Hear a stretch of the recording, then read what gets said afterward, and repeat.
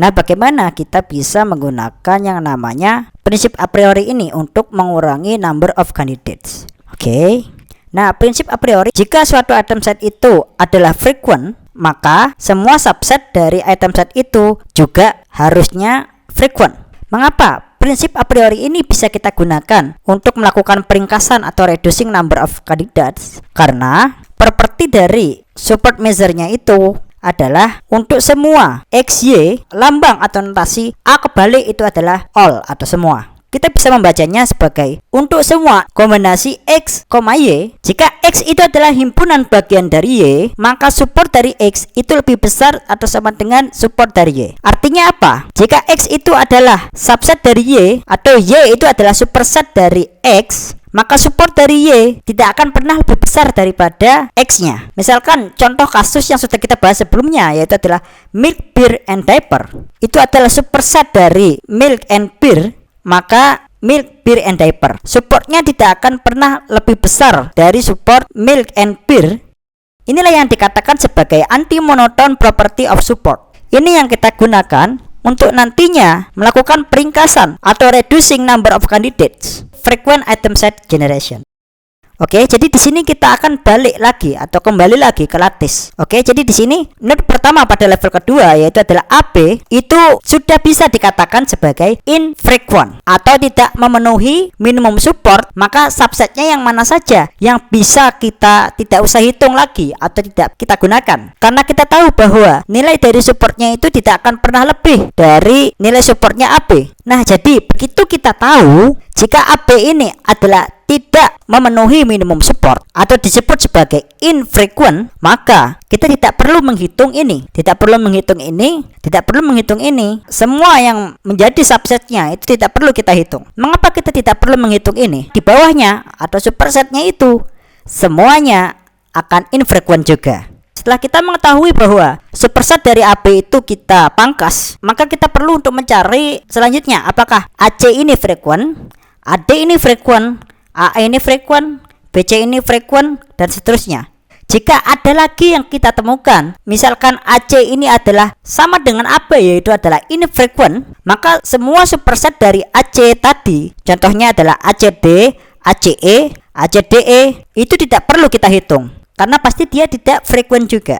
Jadi disinilah kita gunakan prinsip a priori untuk mengurangi number of candidate. Jadi kita tidak perlu menghitung semua ini, kita tidak perlu menghitung semua data yang ada di database, berapa support dari semua superset ini. Ketika kita menemukan AC itu adalah infrequent, maka superset yang ke bawah ini tidak perlu kita hitung lagi. Sehingga space atau memori yang kita gunakan itu akan menjadi semakin kecil. Tidak lagi kita harus menghitung 2 pangkat D, kita kurangi 10 dari 32. Jadi 10-nya itu tidak perlu kita hitung. Nah, seperti yang sudah saya sebutkan sebelumnya, jika misalkan distinct item yang kita gunakan itu adalah 10, di mana kita harus mengenerate sebanyak 6 kali 10 pangkat 4 rules, maka di sini kita akan perkecil lagi karena item setnya tidak lagi 2 pangkat D, tetapi lebih kecil.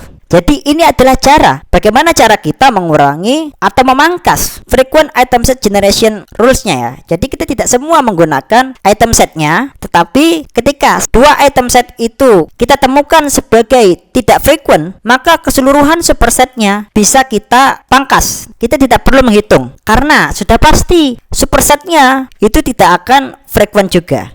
Nah, kita lanjutkan dengan ilustrasi lagi. Bagaimana prinsip a priori tadi bisa kita gunakan untuk mengurangi jumlah kandidat dari item setnya. Kita awali dari sini. Kita hitung dulu satu item setnya semua. Jika misalkan di sini ada bread, kemudian coke, milk, beer, diaper, dan eggs, itu ada 6 distinct item, maka kita hitung terlebih dahulu satu item setnya sebanyak 6. Nah, kita lihat masih menggunakan tabel kasus yang kita bahas selama ini. Bread itu muncul 4 kali, support count-nya adalah 4. Kemudian coke support count-nya 2, kemudian milk count-nya 4, beer 3, diaper 4, dan egg 1.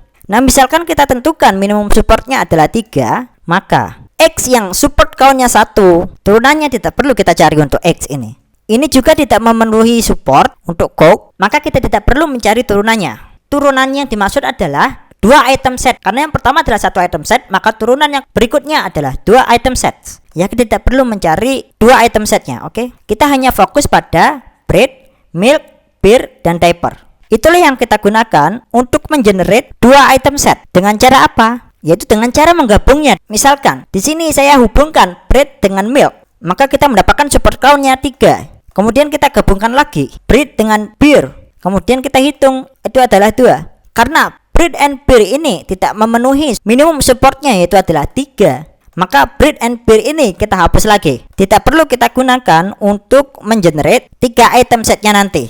Kemudian kita hitung bread diaper itu 3, masih memenuhi minimum support. Kemudian milk and beer, nah ini tidak memenuhi lagi, maka ini bisa kita hapus. Kemudian kita hitung lagi milk and diaper, itu adalah 3 dan masih memenuhi. Kemudian beer and diaper itu juga 3, masih memenuhi minimum support. Jadi pada proses 1 dan proses 2, item set 1 dan item set 2 kita sudah menghilangkan sebanyak 4 kandidat. Maka untuk 3 item setnya kita gunakan 1, 2, 3, dan 4. Jadi kita gabung saja keseluruhan itemnya bread, milk, diaper, dimana support count-nya adalah 3. Dan ini masih memenuhi minimum support yang kita tentukan. Jadi ini akan kita gunakan untuk mengenerate next item set, yaitu adalah 4 item set yang berikutnya. Jadi kita lakukan ini seterusnya. Jadi misalkan jika item setnya ini ada lagi di mana support count-nya itu tidak memenuhi minimum support, maka kita coret. Tetapi kalau dia itu memenuhi minimum support, maka item setnya kita biarkan sampai kita sebagai peneliti pada akhirnya itu bisa menghasilkan satu rule, sehingga tidak akan bisa lagi kita kombinasikan, hanya ada sisa satu saja, maka prinsip a priori ini akan berhenti. Nah, jika dikatakan if every subset is considered, maka jika kita mencari kombinasi dari 6 item set sebanyak 1, kemudian kombinasi 2 item dari 6, kemudian mengkombinasikan 3 item dari 6, kemudian kalau kita total, maka kita akan menghasilkan 41 kandidat item set. Tetapi dengan menggunakan yang namanya support based pruning, maka kita akan mendapatkan di sini 6 dan di sini 1, sehingga akan menghasilkan sebanyak 13 kandidat. Sehingga dari sini kita dapat simpulkan bahwa prinsip a priori itu kita sudah mengurangi jumlah kandidat item set yang kita generate dari 41 menjadi 13.